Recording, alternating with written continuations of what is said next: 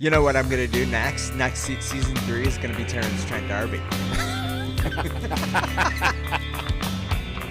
Hey, I remember a couple of Terrence Trent D'Arby songs, and I thought they were kind of good. Okay, go. So, name the songs, because there were 2 hit songs. There were 2. The first one is...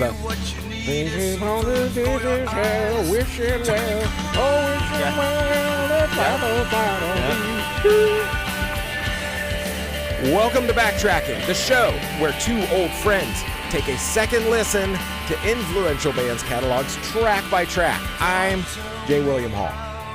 And I'm Dan Fiden. We will be taking this journey together, J. William and I, providing you context, both personal and historical, on some legendary bands. For this, our second season, we've picked none other than pioneering indie rockers, American Music Club.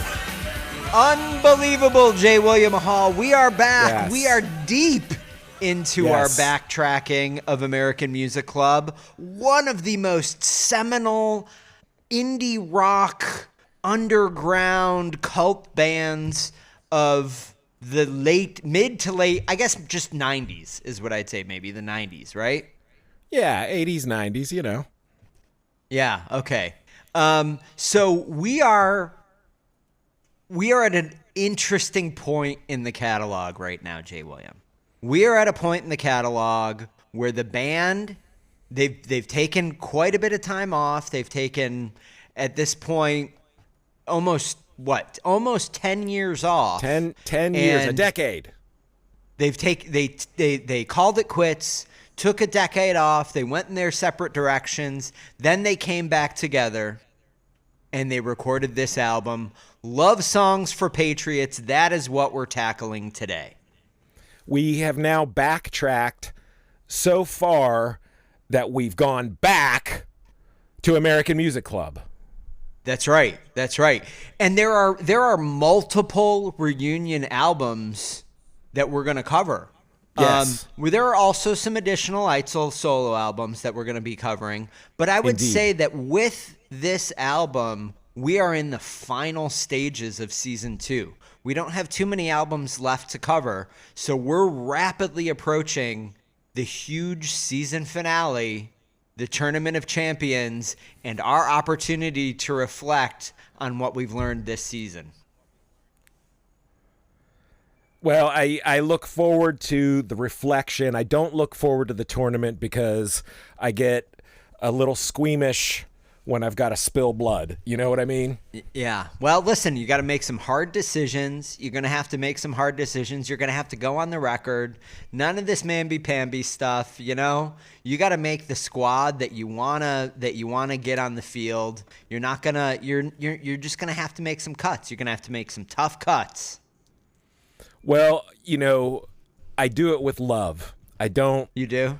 I don't just send a telegram. You know, I invite it in. I say, have a seat. Can I get you something to drink?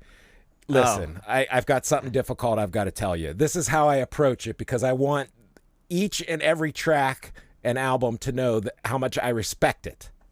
Yeah. I would just, you know, one tweak I'd make on that little process, I wouldn't offer the drink. I think the drink in that situation, you're inviting somebody to take that drink, somebody, in this case, some song, to take that drink and just throw it right in your face when you deliver the message. You don't want that. You don't want this to turn into a, you know, quick, to the point. You're going to say to a song, you're going to say, you know, you're going to say to Crab Walk, listen, Crab Walk, we've done some terrific work together, but now's the time we part ways. Please leave immediately. Please leave immediately. Security. Get security leave. In here. Put a bag over this song's face. Okay, so but before we get into this album, we've got, you know what time it is. It is time for housekeeping. We've got to do housekeeping. We've got housekeeping every episode that we have to do at this point. It's a chore. It's a chore. Yeah. You got to do your chores. But listen, this is what it is to be a podcaster. You can't just have your sweets. You got to have your savories. You got to eat your veggies. You got to this is the veggies of podcasting. All right. Let's eat those veggies. Let's just do it fast. Just chomp it down. Okay. No pushing them around the plate, putting them by the mashed potatoes and hope nobody notices. Come on. What was I born yesterday? Cutting it up, trying to combine it with, the actual backtracking. No.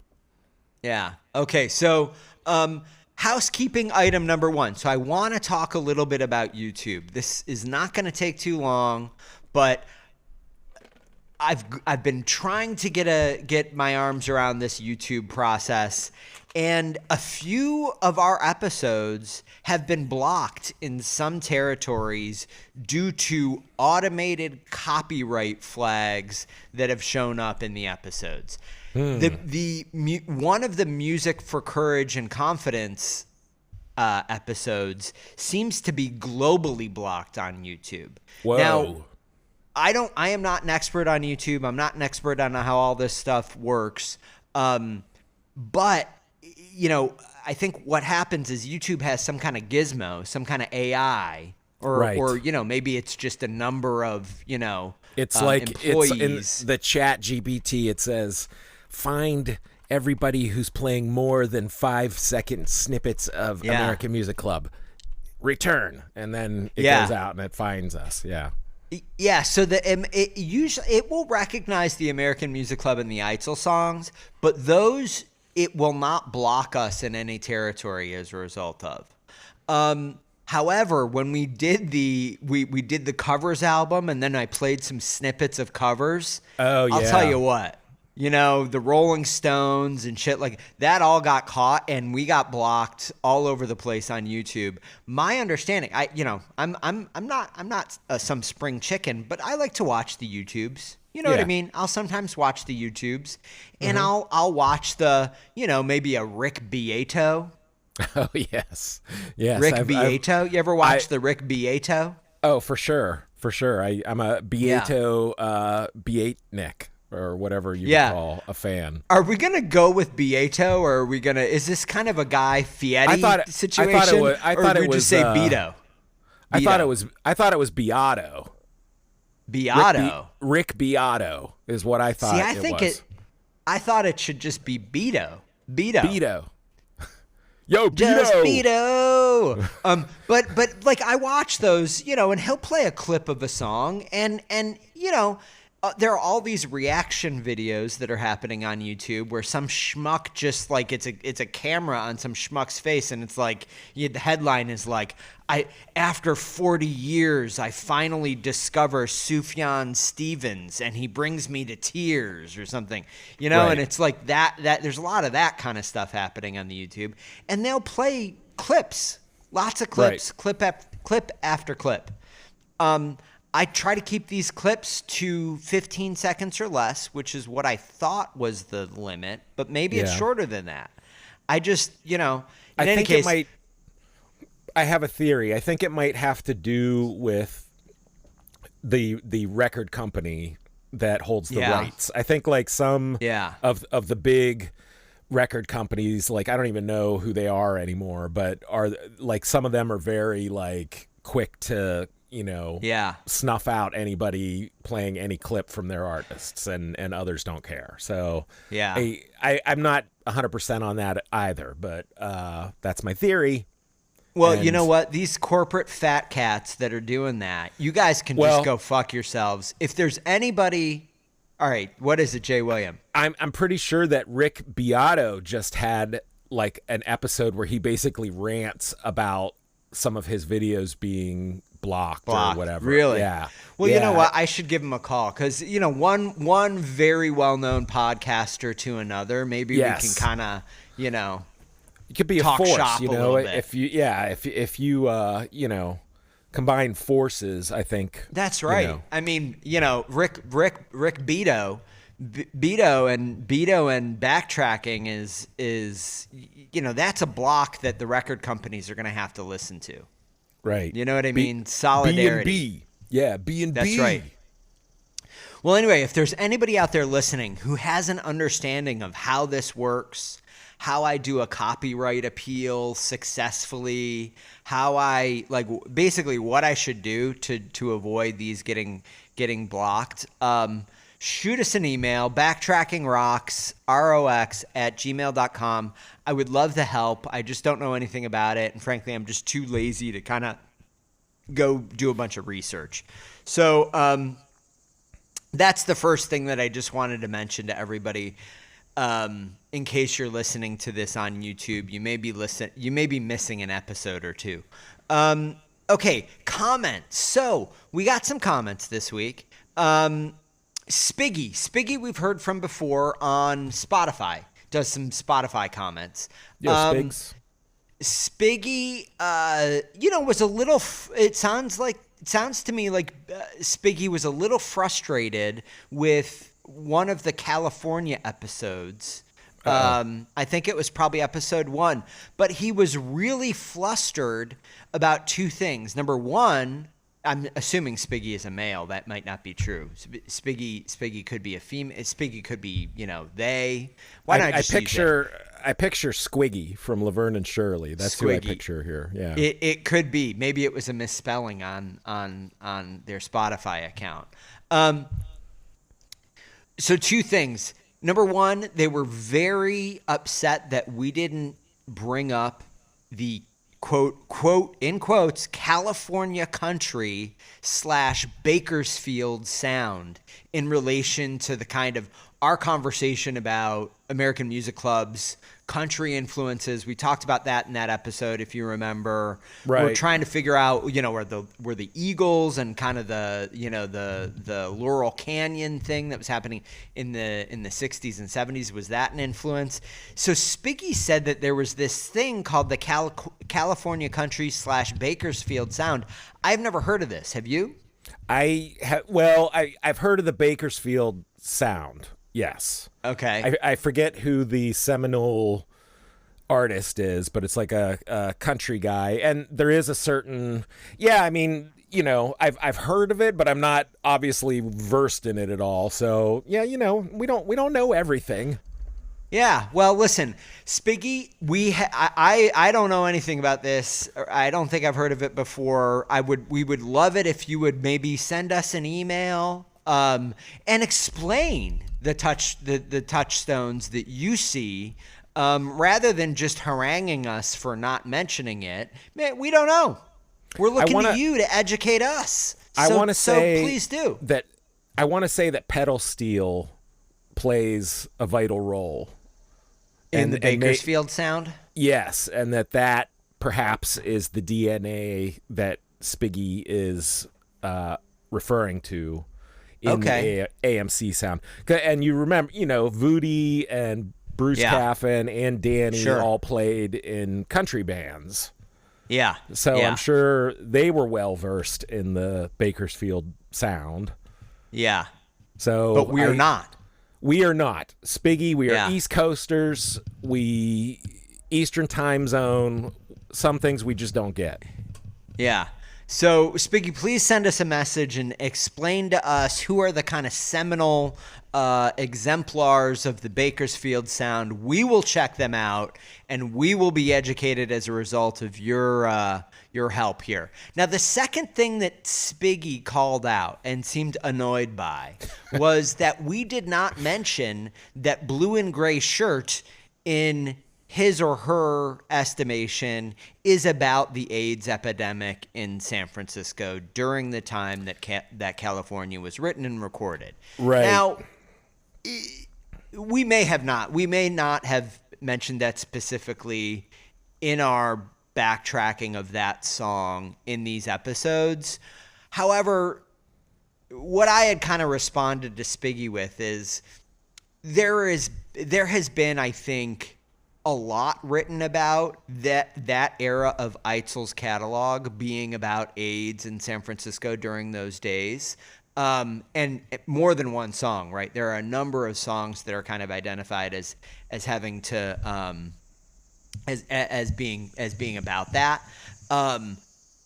We certainly didn't mention it every time. It is something that Sean Body talks about in his book quite a bit. I think maybe we probably just felt like it had been said so much about that kind of like early mid era of AMC lyrics that we just didn't want to kind of like retread it again. I don't know. Do you remember why that didn't really get covered by us, Jay William?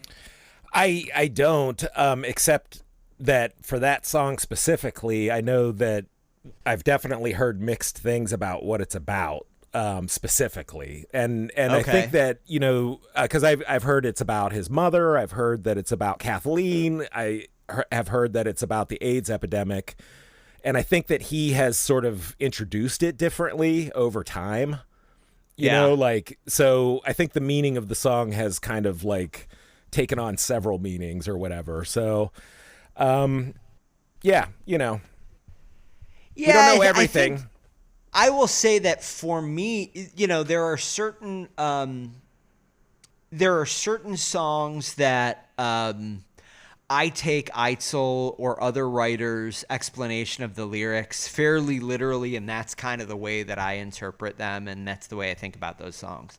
So, for example, another kind of sick AIDS-era song that people talk about, Rise, right? So Rise, he kind of says very clearly in a number of places that he wrote this about a friend that was kind of in the process of suffering from that illness in the hospital, and he wrote that song to try and cheer that friend up. I just kind of take that at face value, and that's the way I've always interpreted that song. Blue and Gray Shirt, for me personally, Eitzel may have intended it about a specific person in that specific circumstance, but I've always felt as though that song is just this much more general song of kind of lonely longing and disappointment. I think it's easier for me to apply that song lyrically to my own personal experiences than maybe some other songs in the catalog.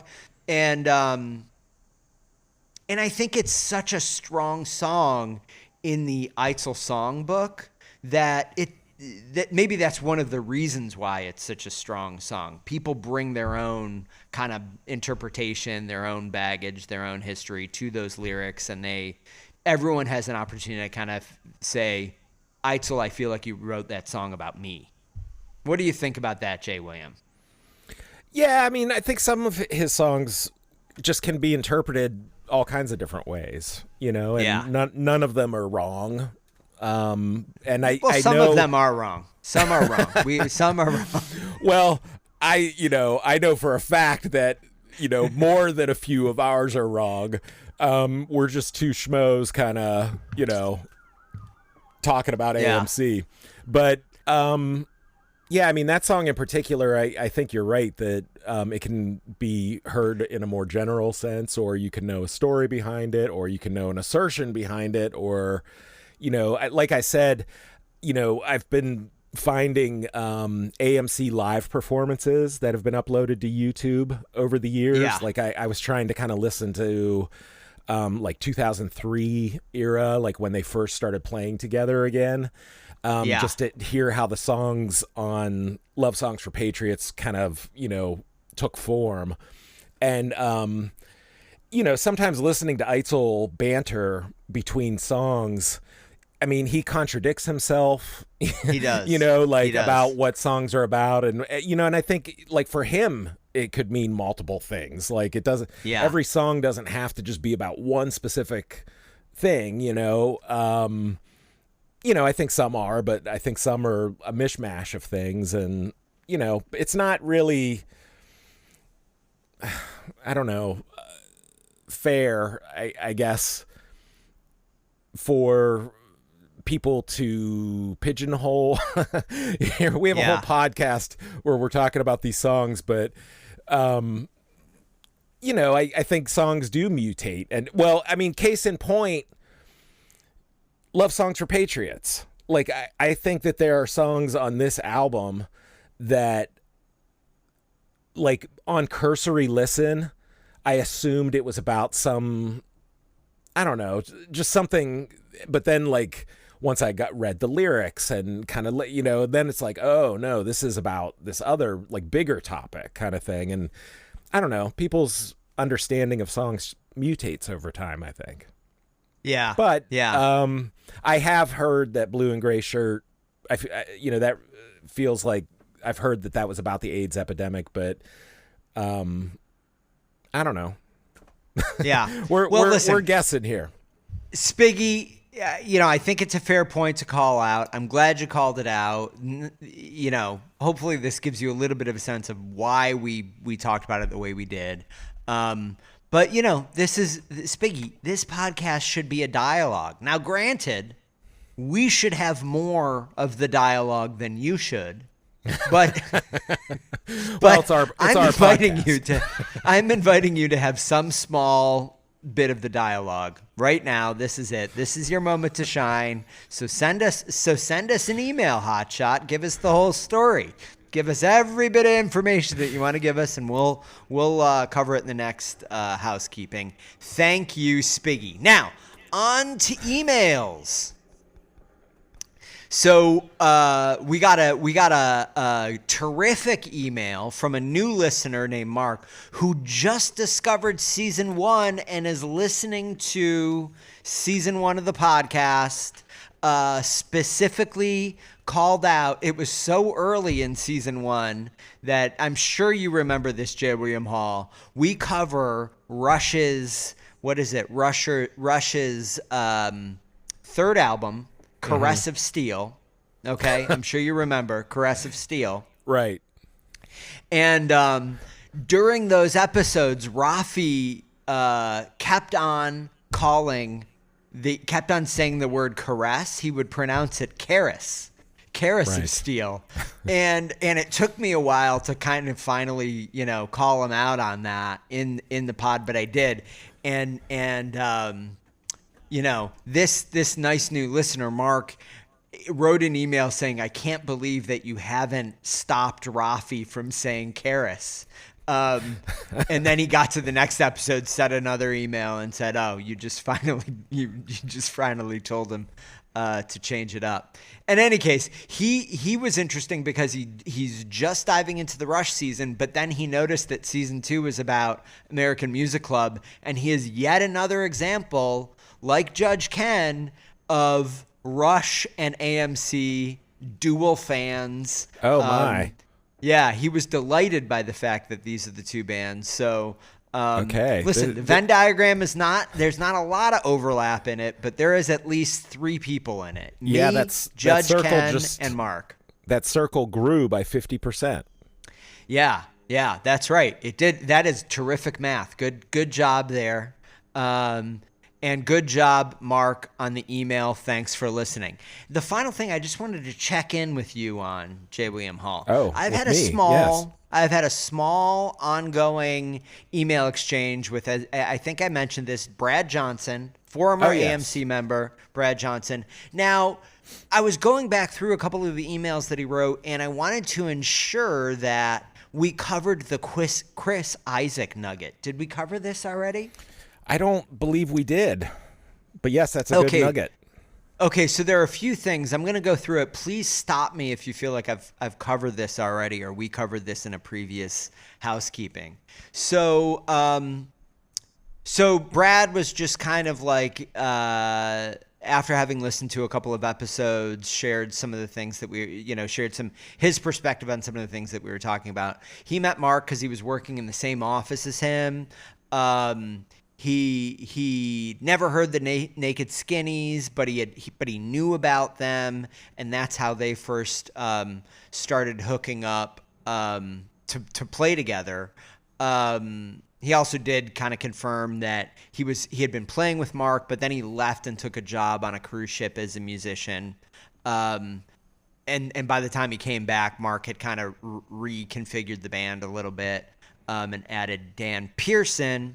And then he talks a little bit about, switching over to keyboards and blah, blah, blah. But what I thought was interesting, we had talked about Chris Isaac's presence in the San Francisco music scene in those years. Right. He was on the cusp of becoming a major star, right? Right. Chris Isaac, for those of you who don't remember, in kind of the early 90s, late 80s, I guess, really became quite a big star. Yeah, he crossed over into acting. Yeah, I mean he was about as big as you can get for a little while there. Really on the strength of that one song, "Wicked Game." I don't really think he had any other big hit songs. Not as big as that, no.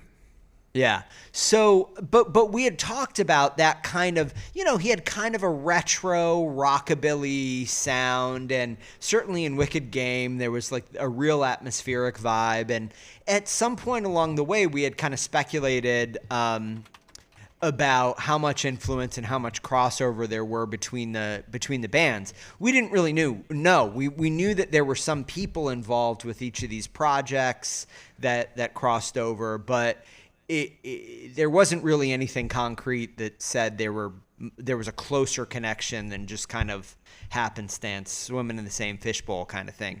Yeah. But this is now I'm quoting directly Mr. Johnson here. One thing that made me laugh is your question about Chris Isaak. Was there any influence? Well, Chris Isaak had signed with Warner and was recording his album at Mallin's, which I didn't know. Okay, I didn't know that either. Yeah. So the Warner debut was recorded at Mallin's studio with a good budget. This is how the studio stayed open while recording AMC for no budget. So and then he says, Tom Allen had a room full of tapes for Isaac's album. It amazed me that they could fill reel after reel with dozens of takes of the same songs over and over. Not Wow. my idea of a good time. Yeah. Another connection is that Isaac's guitarist, Jimmy Wilsey, ex-Avengers, was roommates with Mark and Kathleen for a while in North Beach. Yes. Okay. Now Not we're that getting we somewhere. hung out, but it was a small town. Yeah. Yeah, so, I don't know. I mean, clearly these folks were, coming into contact with one another quite a bit, and I think that was a delightful little bit of history from Mr. Johnson. Thank you. I hope you continue to listen to the podcast, Mr. Brad Johnson. Well, I know he will be listening to this episode, but I'm not going to tell you why. Well, I know exactly why, but we'll cover that in a second. And you know Okay. what? We're actually done with housekeeping, so we can get right in J. William Hall, get right into the basics. Let's do it. The album title, Love Songs for Patriots. Not Love Songs for Patriots. It's Love Songs for Patriots. Yes. 2 words, love songs, instead of a single word. Well, like What do you think about songs of love live, right? Yeah, but love songs is a compound word. Like you can use love songs just a single word, right? Maybe. I mean, listen, know. I hate to use Robert Smith from The Cure as he is quite British. He is quite British. So the evidence, and I believe he- that he has a song called "Love Song." It's just a single compound right. word. He's speaking the Queen's English. Hello, Smith. Oi, Smith. Why are you so sad? What's wrong, Smith? Yeah. Well, I don't know. I think maybe it can go either way. But Okay, I didn't read anything extra into that. Yeah, it could be that he's saying in the title he loves songs for patriots. Like I love, I'm I proud to love be an American. Patriotic for example. songs. Yeah. I don't know. I think that one's far-fetched.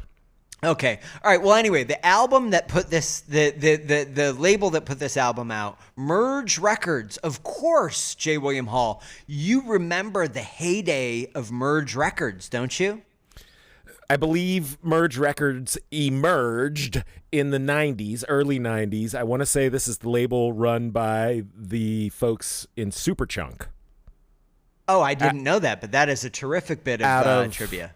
Out of Raleigh, Durham, or Chapel Hill, North Carolina. No, I am not sure, but I didn't know that. But some of the notable bands on Merge Spoon, The Arcade Fire, and of course, Neutral Milk Hotel. Who could forget the two Neutral Milk? I think there's only two Neutral Milk Hotel albums that were put out by Merge Records. Yeah, Merge is definitely one of your more prominent indies. You know, like one of the longest running, successful, lots of bands you know and love. Yeah. Yeah, kind of, but you know, as I would say, as you know, Sub Pop was maybe in decline, Merge was on the ascendancy. Yeah, you know, I mean, Merge, Matador, Matador Sub Pop has been strong, you know, since grunge. Sub Pop is still one of the big ones.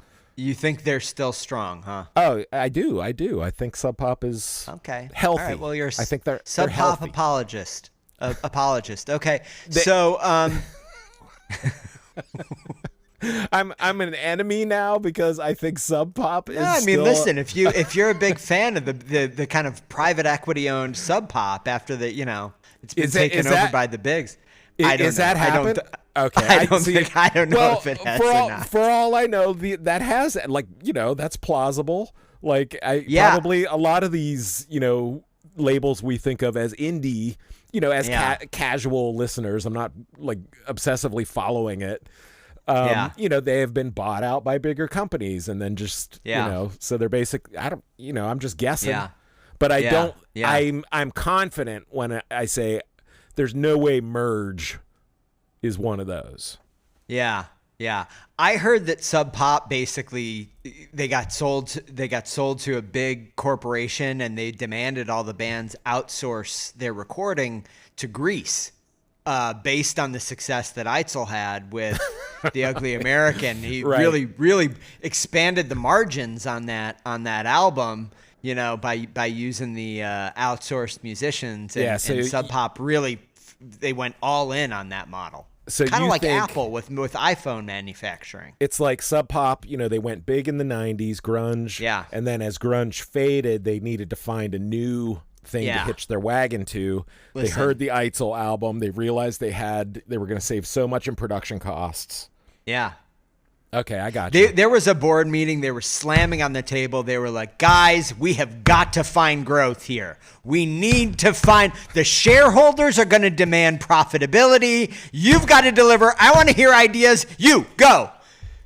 So one of my buddies here in Columbus just went to Seattle with his family, and he's a record guy, and he was like, hey, I'm going to go to the Sub Pop store, which they have their own store. Yeah. And they sell all the Sub Pop stuff. Do you want anything? Yeah. And I was like, yes. And I asked him for a couple things, and he picked me up a couple things. He brought it back. Wow. That's great. That's a good story. But now that I know that it's dirty, you know, evil or corporate, I'm going to burn those records. Yeah. Yeah.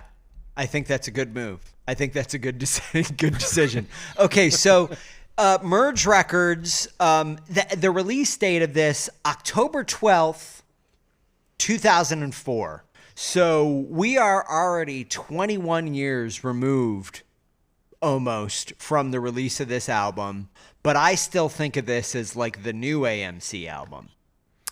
Yeah, like what? Well, I mean, basically anything after the year 2000 I think of as being new.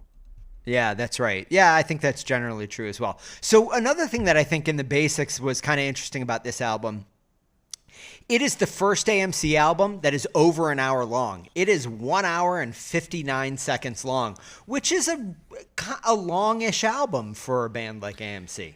Yeah, there are a couple of really long songs on here in terms of, you know, just minutes. But 7 minutes plus. A couple of 7 minute plus songs, I think. You know, I mean, this was a big comeback. You know what I mean? Yeah. Like, this was a big statement album. And so they came back, you know, bigger than ever. And, you know, the vinyl, I noted, like the original vinyl, it was 2 discs. Like, they had to break it up that much to get to fit everything. So, you know, it's an exciting release. It was a big package. Eitzel came strutting back in and said, "Guys, I got a big package." Exactly. And he delivered that package right they all here. Did. So why don't you talk about the cover art a little bit? I know that you've had a lot to say about this. It is time to bring you, courtesy of Michael, our 10-minute discussion on the cover art and the liner notes of Love Songs for Patriots. J. William Hall, let's go. Okay, so the reason I said we were going to have Mr. Johnson listening to this episode is because Mr. Johnson created the cover art for this album. Yeah. It is quite distinct, beautiful, quite distinctive, immediately evokes the cover art for the Mark Eitzel Matador single that Mr. Johnson did. Take Courage, back in 1990 or so, he did that one-off single. And Brad Johnson did the cover art for that. And it's a very distinctive style. And so looking at this, and it's like, yes, that's a Brad Johnson piece, and I love it. I think it's a great cover. Yeah, I think this is a very cool cover. It is strangely evocative, or somehow surprisingly evocative, of the Gene Lowe covers to me. So, of course, I'm talking about San Francisco and Everclear. Well, I think it's a painting. Or yeah, it looks so like, maybe it looks like a painting. I think maybe that's what makes them feel of a piece. But it's like its own thread now. I mean, now that you have two, two covers by the same artist, and that becomes like its own thread. But it doesn't feel like it clashes with the Gene Lowe aesthetic, and and then there's the evocative Western landscape photos, from the early career. I mean, this probably doesn't sit alongside that exactly, but we didn't think the Gene Lowe stuff did either. But at any rate, it's a really cool cover. Yeah, I really, really like the cover. I found it to be evocative of the Gene Lowe stuff. I would say that, as I said around the Gene Lowe stuff, as I said around some of the other covers, my personal preference with bands, and there are not a lot of bands that I think have really hit this bar, but I like there to be some kind of visual continuity across the catalog. Something that strongly ties all of the album covers together. A little bit of a, I hate to, it sounds crass, but I like there to be some kind of consistent branding for a band. And I think the aesthetics around it, for me are important. Well, I mean, in an ideal world, yes. Yeah. But for a band that spans, because so AMC now, the Restless Stranger came out in what was it, 85? 85, yeah. So this is almost 20 years later. Like, I don't think realistically you can expect any human being over the course of 20 plus years to maintain the same exact aesthetic. I do have that expectation. I would like to say that I have that expectation. That is, I wouldn't say it's an expectation. Maybe that's not fair. That is my aspiration for these bands, and I do think that there are bands that have more or less maintained that. I think that one that gets close over a similar stretch of time is Idaho.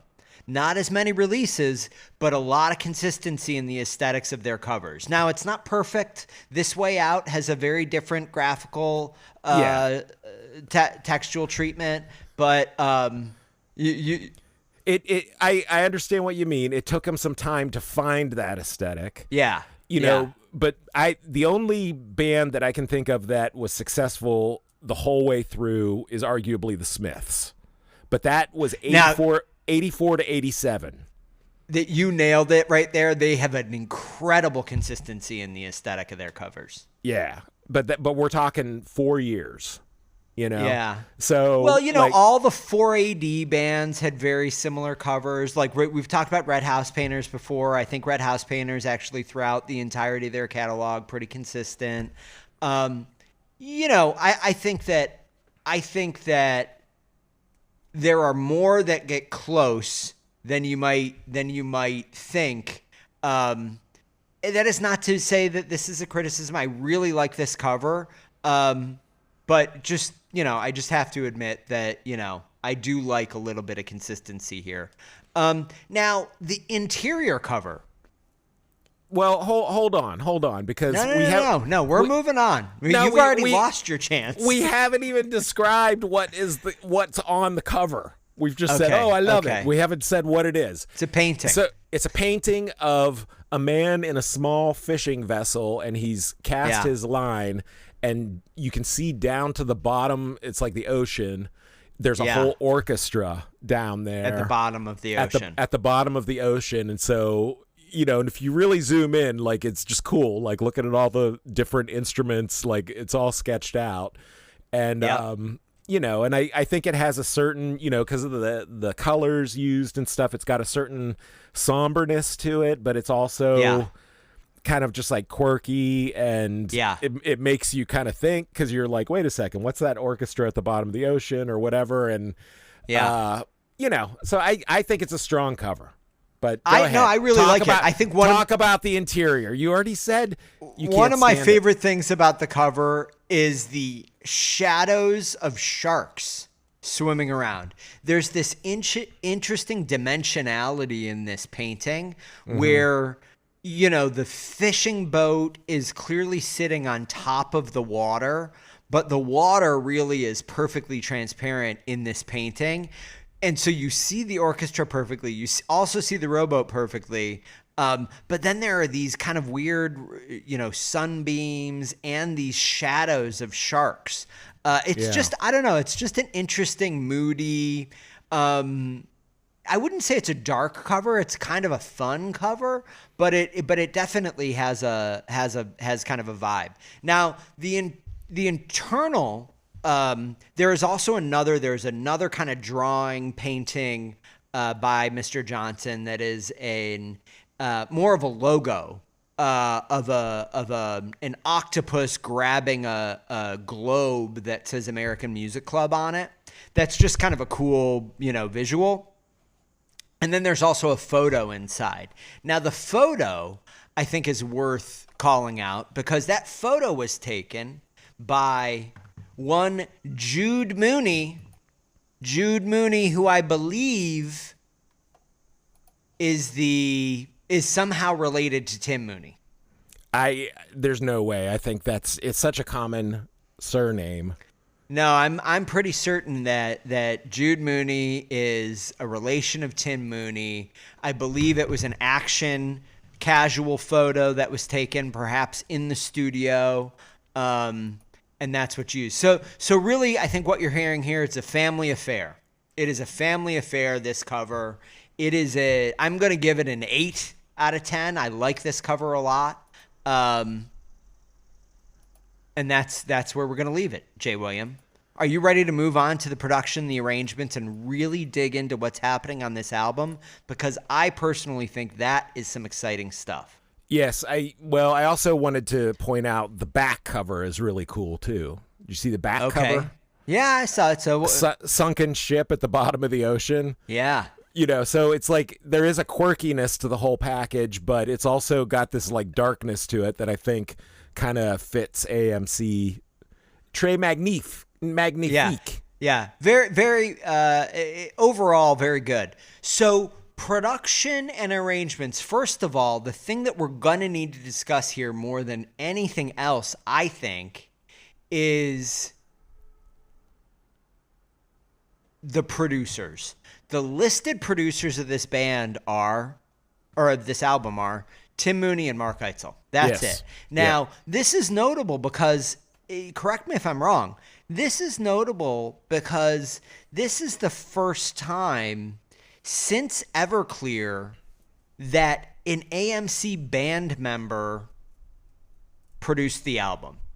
Right. Yes. Well, their first era, last two albums, they called in, no quote unquote known producers to try to, produce that hit kind of thing. Yeah. And but they have regrouped here and they take the helms themselves. Yeah, and so I think there's this kind of continuity that may be worth discussing between the Mallon albums when he was in the band. Okay? So there is the Mallon era before he actually was officially a band member. Mm-hmm. And he was producing the band. Then there was when Mallon was in the band. Okay? Right. Then there is the Everclear situation where Bruce Caffin produced it, or at least partially produced it. They called in somebody to kind of remix it or whatever. But Caffin produced that, and he was in the band at that point. And now you've got Tim Mooney in his own studio producing this with Eitzel, and he obviously is in the band. Now, the band at this point, probably should just say that up front. It's right. Eitzel, it's Voodie, it's Danny Pearson, so core classic lineup. It's Tim Mooney on drums, right. And then Mark Capel. There is no Bruce Caffin. Mark Capel, who'd done a couple of albums with Eitzel at this point as a collaborator, is now kind of joining the band. So, and he's a keyboards guy. Yeah, as a keyboard samples, like a lot of different, string arrangements. Yeah. But I want to talk about that production thing first. Jay William, what did you think of the production of this album? And do you think that it really has anything to do with the other albums that I kind of talked about? I'm gonna pick out United Kingdom as the Mallon album, Everclear as the Caffin album, and then this one as the Mooney album. Well, yeah. I mean, I think the production is definitely different. It's different for the AMC catalog.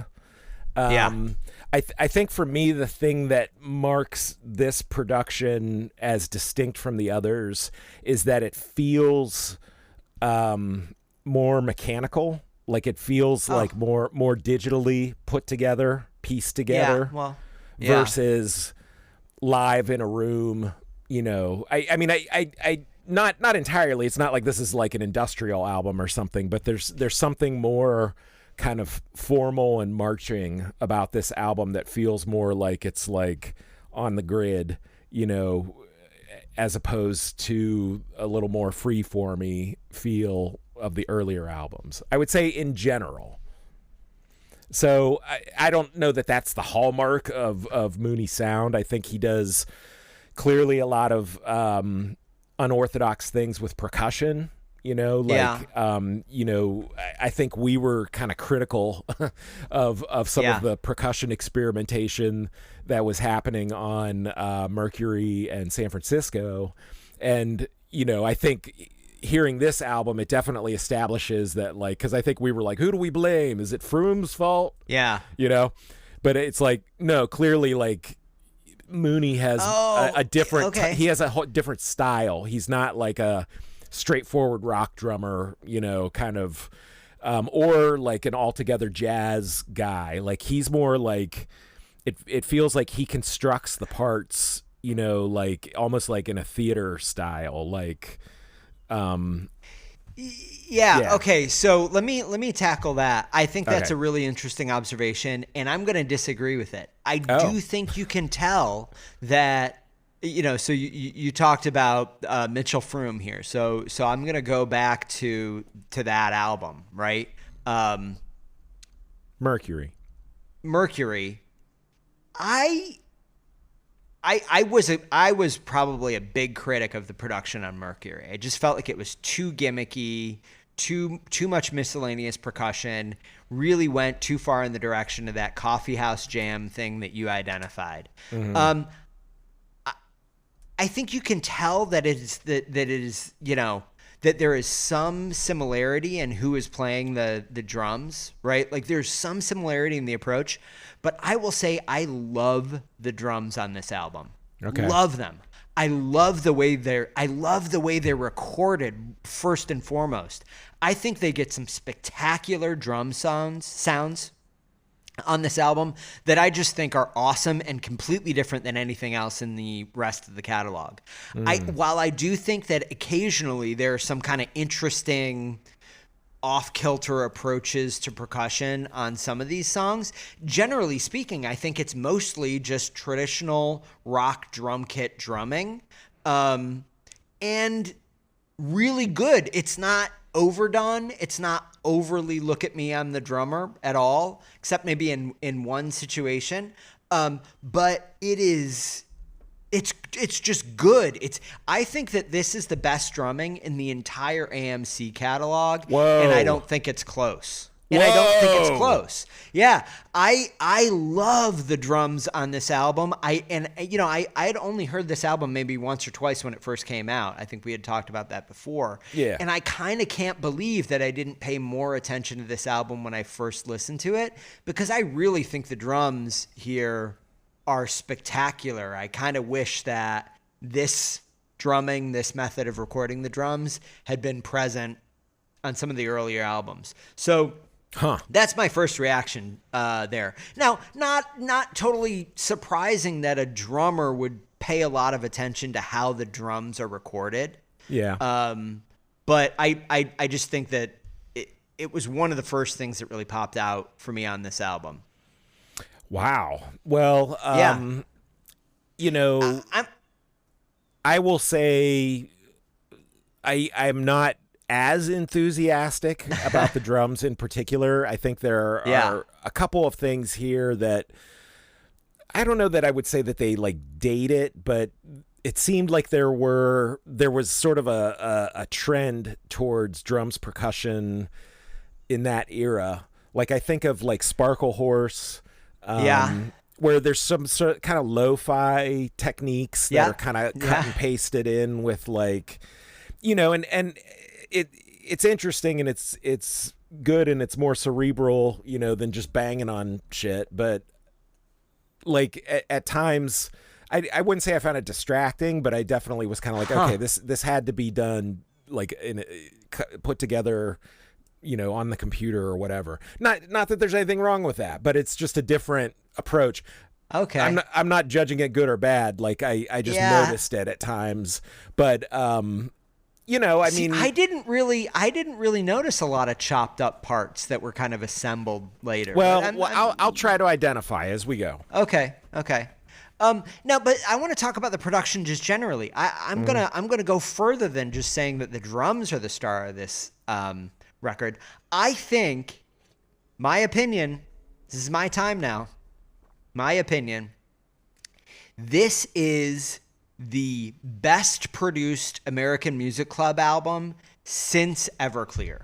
And I think that the production on this rivals Everclear. Not saying the songwriting rivals Everclear, because I probably think that the Everclear songwriting is a little bit better, but I think the band has never sounded as cohesive. And I think it was never captured as organically and naturally. It just feels like this is what the band wants to sound like.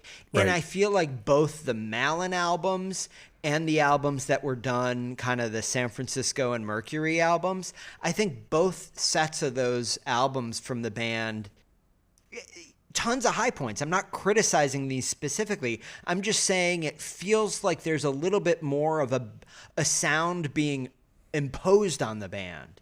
Right. And on both Everclear and this album, I feel somehow like the sound is like percolating up from what the songs are and how the band is playing together. That's a pretty, poetic way of saying, I'm just trying to describe how I feel about it. But I just think that this is fucking great production for AMC. I love it. Yeah, I think it works with the band great. The one thing that I will say about this album in general that also distinguishes it from earlier albums is the replacing of Bruce Caffin with Mark Capel. Yeah. Because yes, this is a big topic of conversation. I want to hear what you have to say about this. Yeah, and I'm not I'm not team Caffin or Team Capel. Like I think each one brings their own thing, but that is a major change, because instead of the pedal steel creating the soundscapes, around the songs, you now have layers of keyboard parts, and and he does different sounding keyboards here and there, and so it's just different. It's like a different approach, and it's sort of a it fills out the song in a different way that it is what it is. It's different, and there are definitely moments where I missed Caffin for sure, and I am a huge Caffin enthusiast. I think that what happened on Everclear is just so. I love the kind of like languidness of that album, and I think a lot of that I kind of attribute to Caffin's pedal steel forward approach to the production. He created a unique sound. Super unique and beautiful. And I think pedal steel in and of itself is more unique than like keyboards, So the sound on this album, while I think is very good, I think because the band did it themselves, they probably, they took their time and they figured out what they wanted.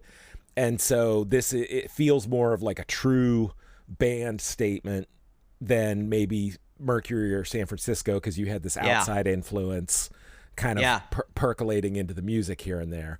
But it isn't as unique sounding, I would say, as some of the earlier AMC stuff. Like I think it sounds a little more of its era, like alternative radio 2004, but I mean that's good. It's, in my opinion, that's good. Like it sounds good. Yeah. I will say that probably the one of the few criticism, I'm kind of giving away a little bit of how I feel about this album here, but one of the few criticisms I would have about this album, honestly, is that I miss Caffin. I would not like to see him replace Capel. I like Capel's work on this album really substantially. Mm-hmm. I would love to see a 6-person version of the band. Oh. That is these guys plus Caffin. I think that could have been a really interesting album. I don't know that maybe, clearly Caffin and Capel were kind of playing or it seems like maybe they were playing a similar role vis-a-vis Eitzel. Mm-hmm. But I think if they were able to figure out a way to make that kind of collaboration work, I think that could have been very, very interesting to hear. But overall, I just think this is an extremely well-produced album. And I was shocked to like the production as much as I did, honestly. I just really, really thought this was a great sounding album. So, can I say something? Yeah, please, go ahead. Yeah. My journey with this album, this was the first time that I ever listened to it. Like for whatever reason, I mean, this was the year that my first kid was born and whatever. Like I missed this album the first time around, and I remember reading some stuff, and a couple of people were like, yeah, it's pretty good or whatever, but I never listened to it. So this was my first time going back to it, and similar to some of the Eitzel solo albums, the first time I listened through it, I wasn't grabbed by it. Like my initial kind of feeling was a little like, it feels like more of the same somehow, but then like on subsequent listens, and I start backtracking and I start reading through all the lyrics and, found some articles and, and the deeper I got into the album, the more just blown away by the album I am. Because, now I'm still, only half a dozen or whatever listens in, through it. And, but it's gotten like better with each listen. Yeah. I completely agree with that. I like I had said, I think I listened to it maybe once or twice when it came out, and I saw the band live when they were promoting this. But I don't know what was going on. I just it passed me by the album. So when I put the album on to backtrack it, I really didn't remember it at all. I don't think I remembered a single song. And I've got to say, I had the exact same experience. I listened to it. So I was doing some work out in the, farm here. And I listened to it like 3 times in a row while I was out walking around and doing stuff. Right. And by the You third were time, peeing on things, probably going around yeah, like I was. marking the boundary of your property. Sure. Well, you got to pee on you got to pee on your citrus. If you pee on your citrus, like a nice little, if the leaves of your citrus trees are getting yellow, they're not getting green. You got to pee on that tree, my friend. So that's aside. But I will say that third listen for me, I was like, wow, I'm like really getting into these songs. And then by the time I probably overall, I listened to it 20 plus times while prepping for this. And I had a very similar experience. I mean, I really loved this album by the end of it. I wouldn't say that any one song broke through for me to the same level that, again, certain songs on Everclear break through as like an all-time favorite forever. But I think it is an incredibly consistently good album. It is a better album, in my opinion, than Mercury. It is a better album than San Francisco. Across the board, I think there are high points on both of those albums, but I think across the board, this is a better album. And it feels different. So when I listen to like Mercury or San Francisco, there's it feels like they're trying for something. Right. I might be imposing a little bit more narrative here, but it feels like they're trying for something. They're trying for a sound. This album feels incredibly comfortable. It's like, this is going to be a really like trite thing to say, but it's a mature sounding album. It sounds like a band that is just comfortable with the way that they approach Eitzel's songs. They're comfortable with the way that they play with one another. And it just feels like very comfortable in its own skin that, I don't know, it just really like grabbed me. And I think that's unique in the AMC catalog from the very beginning. I really liked it. I liked there's a different tone in Eitzel's lyrics across the board on this one. This feels like a much more contented Eitzel. He isn't happy, right? I mean, it's not like he's turned into a different guy. There's still a lot of the Eitzel stuff is in there, but he just somehow seems less tormented. And that isn't to say that like the edge is gone or he's missing something. It actually feels like this interesting evolution in who he is as a person, and it comes through in the lyrics. And like there are some lyrics in here that we'll talk about as we get into the track by track, but like I read and I was like, wow, he seems kind of contented and happy, and it made me happy for him. You know what I mean? I just kind of felt like I felt good about this album in so many ways, and that is not what I expected at all. Well, so this is going to be interesting as we get into this, because like I hear a lot of like anger and fear.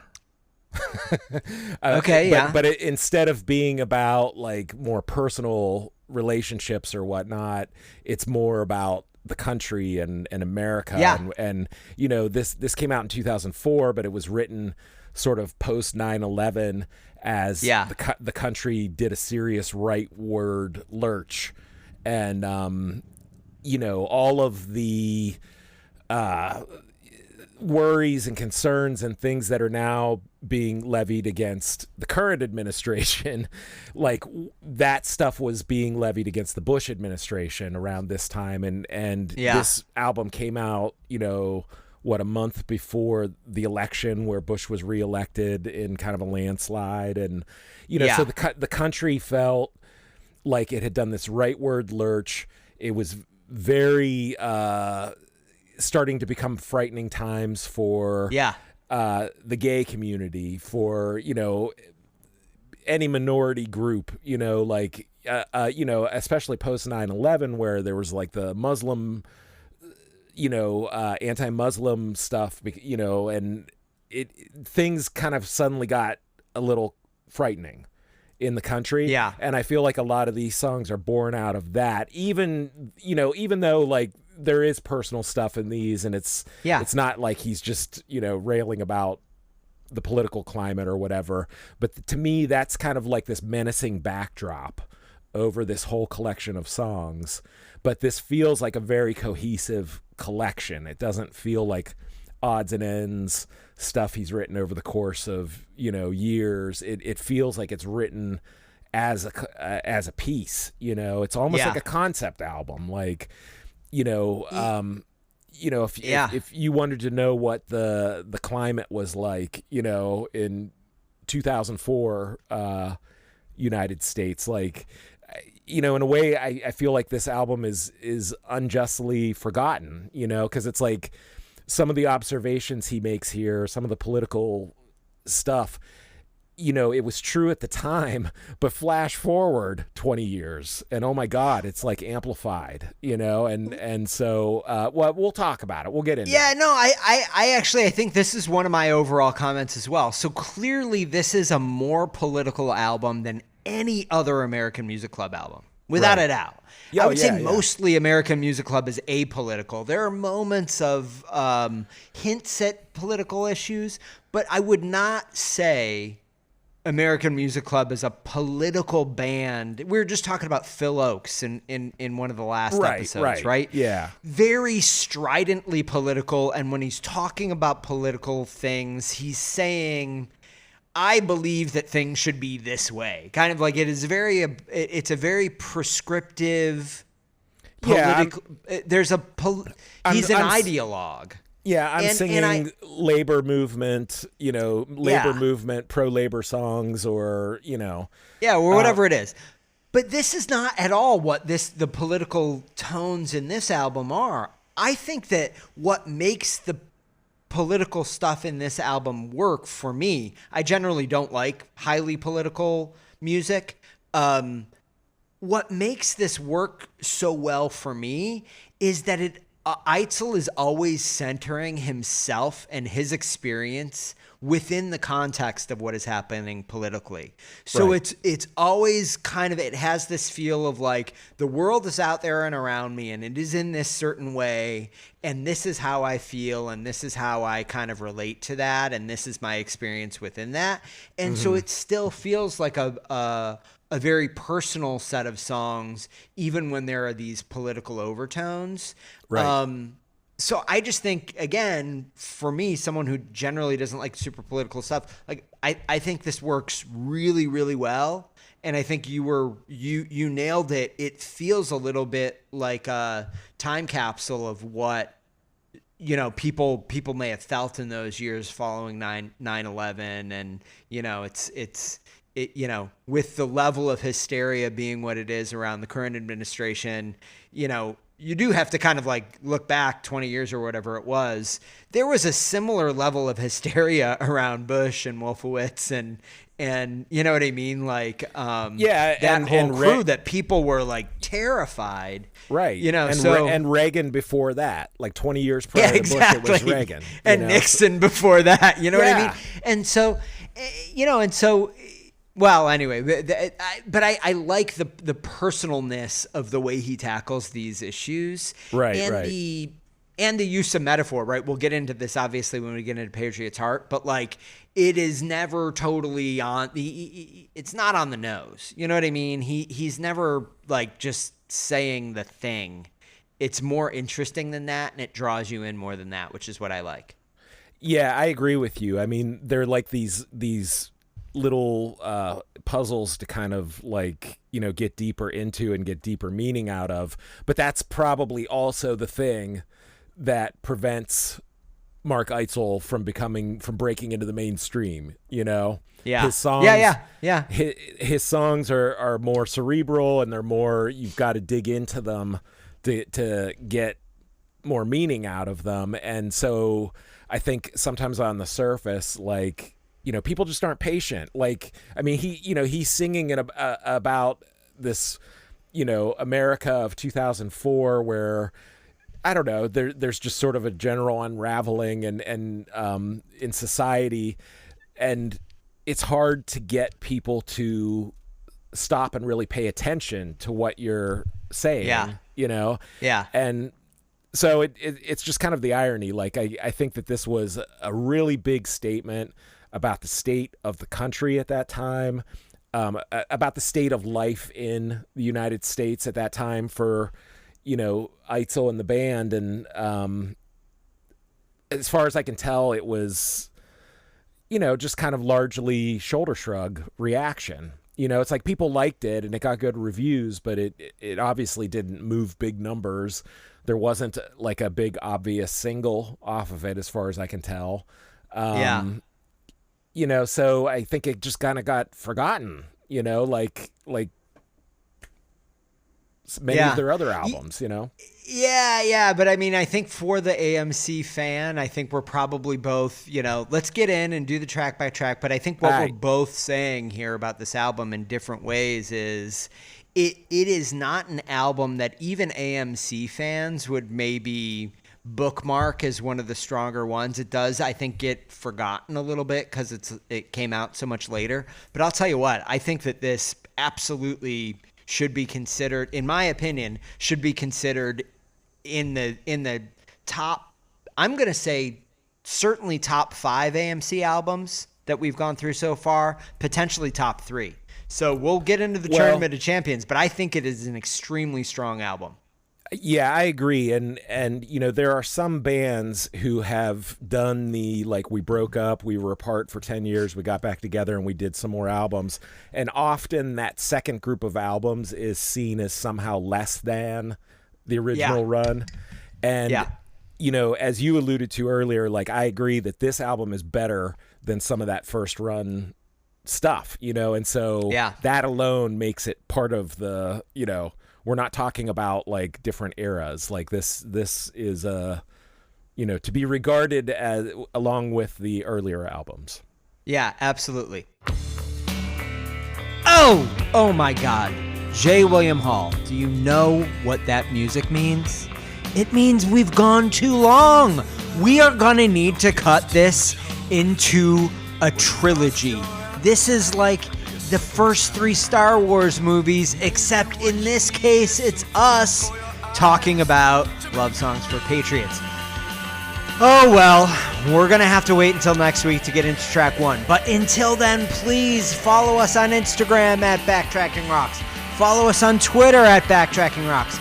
Go to the American Music Club subreddit and just do the subreddit thing. It is AMC, what is it? American Music. So the subreddit is, it is SR/American Music Club. That's all you have to do on the Reddit. And then just for God's sake, send us an email. BacktrackingRocks, ROX at gmail.com. We will be back next week. Tune in then. We will get to all of side A of Love Songs for Patriots, and you will be delighted.